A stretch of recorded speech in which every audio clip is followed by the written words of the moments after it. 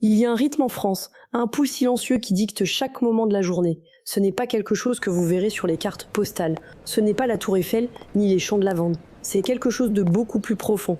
Un code non écrit que les Français apprennent depuis le berceau. Et si je vous disais que la façon dont un Français commence sa journée est complètement différente de ce que vous imaginez, et que ses soirées sont encore plus surprenantes? Bonjour à tous et bienvenue. Aujourd'hui, nous n'allons pas faire un tour touristique. Nous allons faire quelque chose de beaucoup plus ambitieux. Nous allons décrypter l'âme de la vie quotidienne en France. Oubliez tout ce que vous croyez savoir. Les stéréotypes des croissants interminables et des bérets, ce n'est que la surface.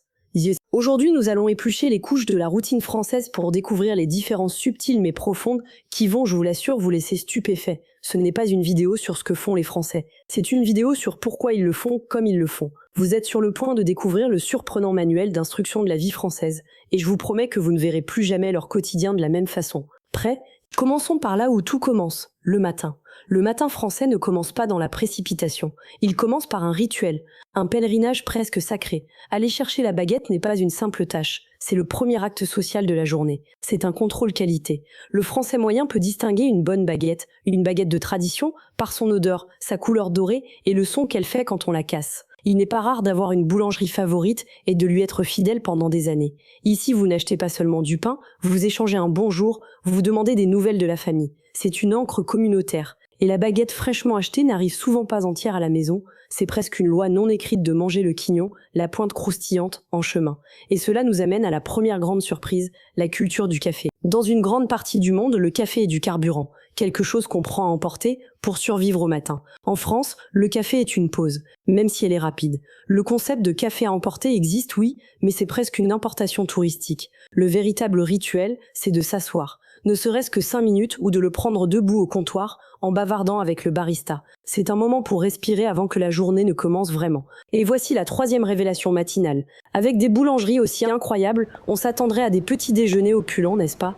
Eh bien non. Le petit déjeuner quotidien français est étonnamment minimaliste. La star, c'est la tartine, une tranche de baguette avec du beurre et de la confiture qu'on trempe souvent dans le café.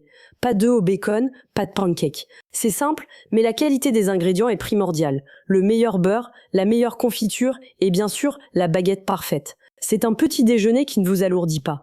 Il vous prépare pour le repas le plus important de la journée. Et croyez-moi, quand je dis important, je suis en dessous de la vérité. Parce que maintenant, nous entrons dans le territoire sacré. Le moment où la France montre vraiment qui elle est. Préparez-vous, car ce que vous allez découvrir va complètement changer votre perception du déjeuner.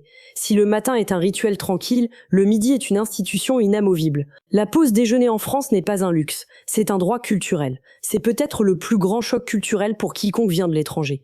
L'idée de manger un sandwich rapide devant son ordinateur est presque un sacrilège ici. La pause déjeuner dure au minimum 1 heure, souvent plus. Et c'est un vrai repas. Même un jour de travail, le déjeuner se compose souvent de 3 plats, entrée, plat principal et dessert ou fromage. Les restaurants de toute la France proposent le menu du jour ou la formule, un menu à prix fixe et abordable. C'est la façon de démocratiser la bonne cuisine. Et on mange sans se presser. On parle, on socialise, on déconnecte. Cette pause n'est pas vue comme une perte de temps, mais comme un investissement. Un investissement dans le bien-être, dans les relations sociales et franchement dans le plaisir. C'est une réinitialisation complète du système qui permet de retourner au travail l'esprit clair. Et quand le repas se termine, parfois, l'expérience se prolonge avec une touche finale, le digestif. Un petit verre d'alcool fort après le café. Ce n'est pas quelque chose de quotidien pour tout le monde, mais lors de repas d'affaires ou de déjeuners plus longs, c'est le point final. Ce n'est pas pour s'enivrer, c'est pour aider à la digestion et pour prolonger la conversation 5 minutes de plus. C'est le symbole définitif que le repas est un acte de plaisir qui mérite son propre temps et son propre espace.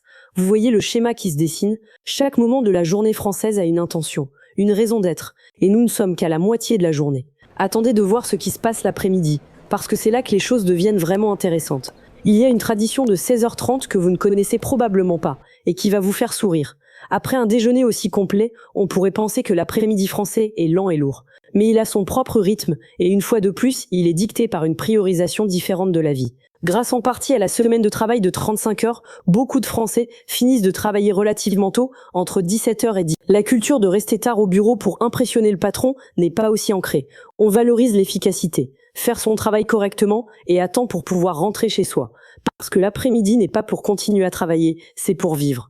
Et à 16h30 se produit l'une des traditions les plus charmantes de France, le goûter. Ce n'est pas seulement pour les enfants, c'est un rituel. Une petite douceur sucrée, comme une crêpe, une madeleine ou simplement un morceau de chocolat glissé dans un bout de baguette. Le goûter est la preuve que les Français ont perfectionné l'art des petits plaisirs. Il casse l'après-midi et vous donne un petit coup de boost d'énergie et de bonheur. Et curieusement, il dicte aussi les habitudes d'achat. Le grand supermarché du week-end existe, mais les courses quotidiennes de produits frais restent fondamentales. On achète le pain pour le dîner, on passe chez le boucher pour la viande du soir, on choisit le fromage parfait. Le rythme de l'après-midi permet cette façon de faire les courses, plus connectée aux produits et aux commerçants locaux. Tout se prépare pour le grand acte social de la soirée. Et c'est là, mes amis, que la magie opère vraiment. Parce que la soirée française commence bien avant le dîner. Elle commence avec un rituel qui a un nom aussi poétique que sa fonction, l'apéro. Et croyez-moi, c'est bien plus qu'un simple verre. Si le déjeuner est le cœur de la journée, l'apéro est l'âme de la soirée. L'apéritif, ou apéro comme on l'appelle familièrement, est bien plus qu'un verre avant le dîner. C'est la transition officielle entre la journée travail et la soirée de loisirs. C'est un moment pour décompresser, pour bavarder, pour grignoter quelque chose de léger et ouvrir l'appétit. Ça peut durer 20 minutes ou 3 heures, et parfois, ça devient même le dîner lui-même. C'est un rituel social si important qu'être invité à un apéro chez quelqu'un est un véritable geste d'amitié. C'est informel, détendu et centré sur une seule chose, la connexion humaine. Comme conséquence de l'apéro, le dîner en France est généralement plus tardif que dans beaucoup d'autres cultures. On dîne rarement avant 20 heures. Et encore une fois, comme le déjeuner, c'est un événement. Le dîner est le moment de partager sa journée. Il n'y a pas de précipitation. On mange, on parle, on boit du vin. Et ici, nous remarquons une autre grande différence culturelle. La conversation est le divertissement principal. Dans un monde obsédé par les écrans, la table française reste, en grande partie, une zone sans technologie. L'idée d'être chacun sur son téléphone pendant qu'on mange est très mal vue. La soirée est conçue pour se déconnecter du numérique et se connecter aux personnes que vous avez devant vous. C'est une façon de ralentir intentionnellement, de savourer non seulement la nourriture, mais aussi la compagnie. Ce n'est pas de la nostalgie, c'est un choix délibéré. Un acte de résistance contre la frénésie moderne. Et c'est peut-être la leçon la plus précieuse que nous pouvons tirer de cette routine quotidienne. Ce rythme quotidien, bien sûr, se relâche et change pendant le week-end. Les week-ends sont pour les marchés, pour acheter les meilleurs produits de saison. Ils sont pour les repas familiaux, qui durent des heures, où plusieurs générations se réunissent autour d'une table. Mais même dans cette variation, le fil conducteur est le même. Et ce fil conducteur, c'est le concept français de savoir-vivre, l'art de bien vivre. Il ne s'agit pas de luxe ou d'argent, c'est une philosophie. C'est la croyance que la vie ne doit pas être une course constante vers la prochaine tâche. C'est la conviction que les petits plaisirs, une baguette croustillante, une conversation sans hâte, un repas partagé, ne sont pas des interruptions de la vie, ils sont la vie elle-même. La routine quotidienne française peut sembler inefficace pour un œil étranger. Des pauses longues, des horaires de magasins restrictifs, une aversion pour la précipitation, mais c'est un système parfaitement conçu pour optimiser, non pas la productivité, mais la qualité de vie. Alors la prochaine fois que vous penserez à la vie française, ne pensez pas seulement aux monuments. Pensez à ce rythme, à ce calendrier invisible. Une journée structurée autour du plaisir, de la communauté et de la connexion. Un rappel que la façon dont nous organisons nos heures est en réalité la façon dont nous construisons notre bonheur. Qu'est-ce qui vous a le plus surpris dans la routine française? Y a-t-il quelque chose que vous aimeriez adopter dans votre propre vie? Dites-le moi dans les commentaires.